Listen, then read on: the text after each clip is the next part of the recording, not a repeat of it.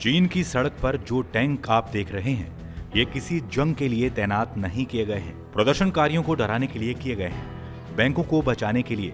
अब सवाल ये कि आखिर चीन में ऐसा क्या हो गया कि जो बैंकों और एटीएम के बाहर टैंक तैनात किए गए हैं। दरअसल चीन में बैंकिंग सिस्टम पूरी तरह से ध्वस्त हो गया है। चीन की जनता में डर है और आक्रोश है, क्योंकि उन्हें उनके पैसे नहीं निकालने दिए जा रहे। अब अपने ही पैसे जब ना निकाल पा रहे हों तो गुस्सा तो आएगा ही, प्रदर्शन तो होंगे ही। फिर क्या, इधर प्रदर्शन होने लगे, उधर चीन ने अपना तरीका अपनाया। वही पुराना तरीका, मतलब तानाशाही का। आप देखा ना ताव, बैंकों के बाहर सुरक्षा के लिए टैंकों की तैनाती कर दी गई, जिससे कि प्रदर्शनकारी खुद ही डर जाएं। यही तो चीन को आता है, मसले का हल न करना, सिर्फ डराना। पहले आप पूरा मामला समझिए। दरअसल ये पूरा मसला है क्या।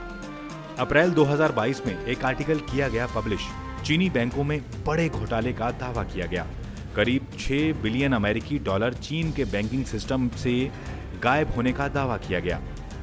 इसके बाद जो हुआ वो और भी भयानक था। चीन के हैनान और अनहुई प्रांत में बैंकों की ओर से फरमान आ गया कि कोई भी कस्टमर बैंक से पैसा नहीं निकाल सकता, और दलील ये दी गई कि बैंक का सिस्टम अपग्रेड किया जा रहा है। इस पूरे मामले में जो बैंक सबसे ज्यादा प्रभावित रहे, उनमें new oriental country bank of Kaifeng, Zhecheng Huanghuai community bank, Shangcai Huimin county bank, Yuzhou Xinminsheng village bank.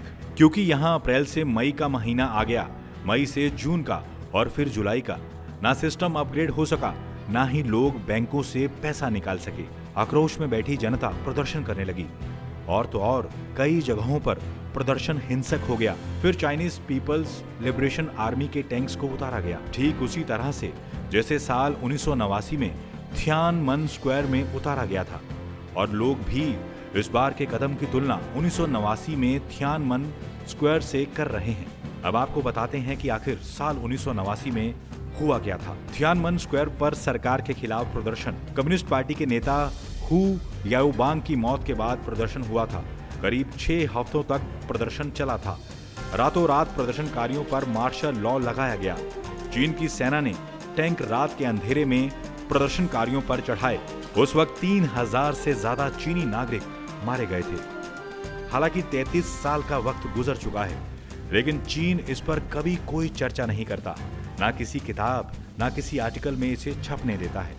अब चीन के कई प्रांतों में बैंकिंग सिस्टम ध्वस्त है, और तो और इससे लोग परेशान हैं। लेकिन इस मसले का हल चीन टैंकों को उतारकर पूरा करने की कोशिश कर रहा है। टाइम्स नाउ नवभारत डिजिटल की रिपोर्ट।